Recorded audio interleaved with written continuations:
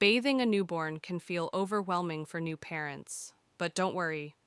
In this video, we'll guide you step by step on how to bathe your baby safely and easily. We'll cover everything from the right water temperature to baby skincare tips. Let's get started. Newborns don't need daily baths.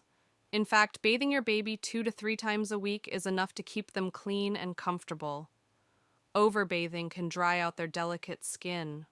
On other days, you can wipe them down with a warm, damp cloth. Before you start, make sure you have everything ready.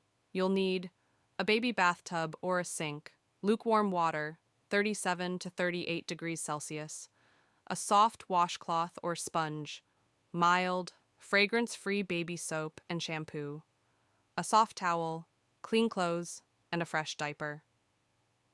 Fill the baby tub with about 2 to 3 inches of lukewarm water.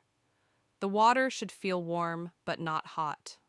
Always test it with your elbow or wrist. If you're using a thermometer, keep it between 37 to 38 degrees Celsius. When placing your baby in the bath, always support their head, neck, and back.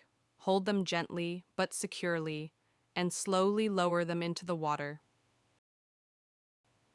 Start by gently wiping your baby's face with just water. Then, use mild baby soap to clean the body, focusing on areas like neck folds, underarms, behind the ears, diaper area. Avoid getting soap into the baby's eyes, and rinse gently with clean water. If your baby has hair, use a drop of gentle baby shampoo. Gently massage the scalp and rinse with warm water, ensuring no shampoo gets in the eyes. Once done, lift your baby gently and securely out of the water. Wrap them in a soft towel and pat, not rub, their skin dry, paying extra attention to the folds. To keep your baby's skin soft, apply a light baby-safe moisturizer. Then, dress your baby in clean, comfy clothes and a fresh diaper. And that's it!